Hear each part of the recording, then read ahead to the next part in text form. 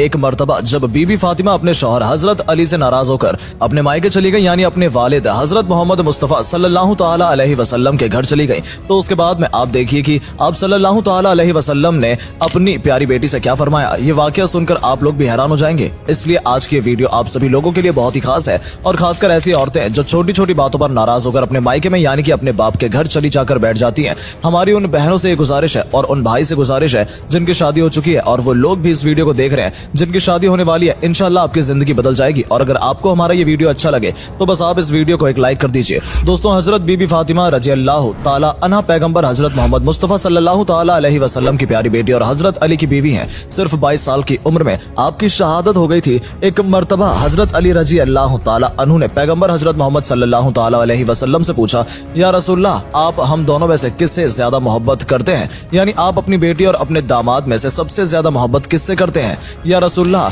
आप अपनी बेटी फातिमा को सबसे ज्यादा मोहब्बत करते हो या फिर अपने दामाद यानी मुझको? दोस्तों, हजरत अली ने बड़ा ही अजीबो गरीब सवाल पूछा, मगर पैगंबर हजरत मोहम्मद सल्लल्लाहु ताला अलैहि वसल्लम ने भी उतना ही अजीबो गरीब जवाब आता फरमाया। आपने फरमाया, ए अली, तुमसे ज्यादा मुझे मेरी बेटी फातिमा महबूब है, और फातिमा से ज्यादा मुझे तुम अजीज हो, यानी कि तुमसे ज्यादा मुझको फातिमा प्यारी है और फातिमा से ज्यादा मुझे तुम अजीज हो। और इतना प्यारा जवाब सुनकर हजरत अली रजी अल्लाह ताला अन्हु का दिल खुश हो गया। दोस्तों, उन कुछ दिनों के बाद एक मर्तबा हजरत अली और बीबी फातिमा के दरमियान किसी बात को लेकर नाराजगी हो गई, और हजरत अली रजी अल्लाह ताला अन्हु ने जरा सा सख्त रवैया इख्तियार कर लिया। इस बात को लेकर हजरत बीबी फातिमा रूठ कर यानी नाराज होकर अपने मायके चली गई, यानी कि अपने वालिद हजरत मोहम्मद मुस्तफ़ा सल्लल्लाहु ताला अलैहि वसल्लम के घर चली गई, ताकि वो अपने वालिद को अपना गम सुनाकर अपना दिल का कुछ बोझ हल्का कर सके। मगर बीबी फातिमा के पीछे ही उनके शौहर हजरत अली रजी अल्लाह ताला अन्हु भी घबराए हुए वहां पर पहुंच गए, और एक कोने में खड़े होकर अपनी बीबी को देखने लगे और सोचने लगे कि खुदा न खास्ता अगर पैगंबर हजरत मोहम्मद सल्लल्लाहु ताला अलैहि वसल्लम कहीं मुझसे नाराज हो गए तो कहीं मेरी दीन और दुनिया दोनों तबाह न हो जाए।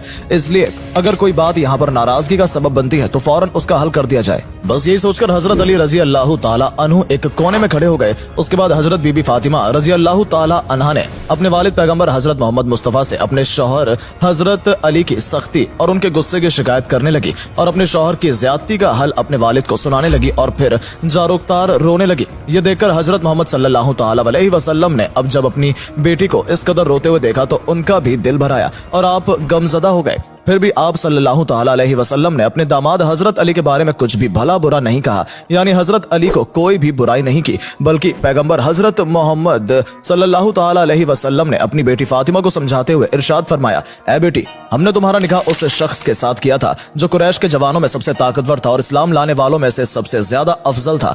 ए बेटी फातिमा, मियाँ और बीवी में कभी कभी इस तरह की बातें हो जाया करती हैं। ऐसे कौन से मियाँ बीवी नहीं है जिनके दरमियान कभी कोई रंजिश की बातें न होती हों, मगर इसका मतलब ये नहीं कि वो अपने शौहर का घर छोड़कर चली आए। और ए बेटी फातिमा, ये भी कैसे मुमकिन है? मर्द सारे काम अपनी मर्जी के मुताबिक ही करें और अपनी बीवी को भी कभी भी कुछ न कहें। ए बेटी, जाओ अपने घर वापस जाओ, ताकि मैं तुम दोनों को खुश देखकर अपनी आंखें ठंडी करूं।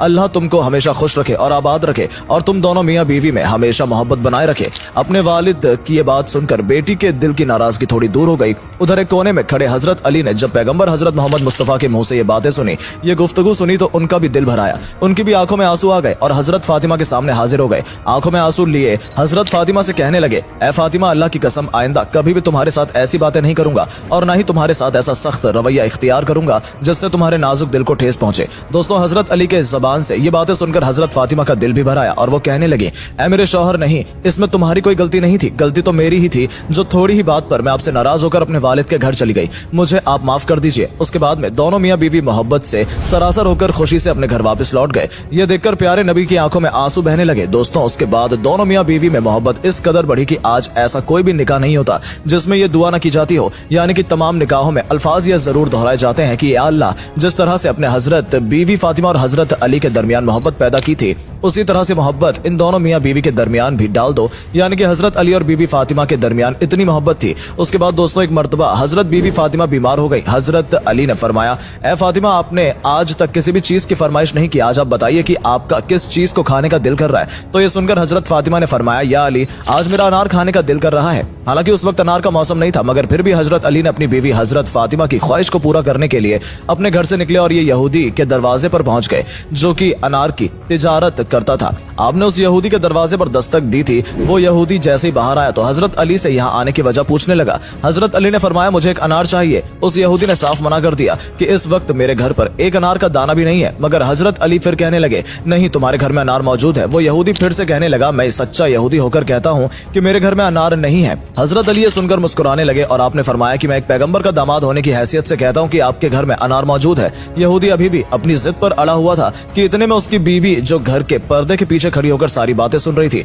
उसने अपने यहूदी शौहर से कहा कि मैं कलमा पढ़ रही हूँ और तुम भी कलमा पढ़ लो, क्योंकि घर में एक अनार मौजूद है। तो ये बात सुनकर वो यहूदी बहुत हैरान हुआ और सोचने लगा कि घर तो मेरा है और मेरे घर की चीजों का इल्म अली को है। फिर उस यहूदी ने कलमा पढ़ते हुए अनार हजरत अली को दे दिया। हजरत अली उस अनार को लेकर चल पड़े। रास्ते में एक अंधा फकीर पड़ा हुआ था। आप उसके पास गए और पूछने लगे ऐ शख्स, तुम्हारा किस चीज को खाने का दिल कर रहा है? तो वो फकीर कहने लगा या अली, मेरा दिल अनार खाने को कर रहा है। तो ये बात सुनकर हजरत अली एक सोच में पड़ गए कि आज फातिमा ने जिंदगी में पहली बार कुछ मांगा है। ये अनार मैं फातिमा के लिए लाया हूँ। अगर मैं ये अनार फकीर को दे दूंगा तो फातिमा नाराज हो जाएगी, और अगर इस फकीर को मैं ये अनार ना दूं तो मेरा रब मुझसे नाराज हो जाएगा। मगर फिर हजरत अली ने अपने रब को राजी करने के लिए वो अनार निकाला और फिर उसका फकीर की झोली में डाल दिया और फिर चुपचाप आकर अपने घर में बैठ गए और सोचने लगे कि अब फातिमा को क्या जवाब दूंगा। इतने में हजरत फातिमा की आवाज आई, ए अली, मैंने तो एक ही अनार मांगा था, आपने तो 10 अनार भेज दिए। तो ये सुनकर हजरत अली बहुत खुश हुए और फरमाने लगे ए फातिमा, ये अनार मैंने नहीं भेजे थे, ये अनार तो अल्लाह की तरफ से आपके लिए आए हैं। और फिर हजरत अली ने सारा वाकया हजरत बीबी फातिमा को बता दिया।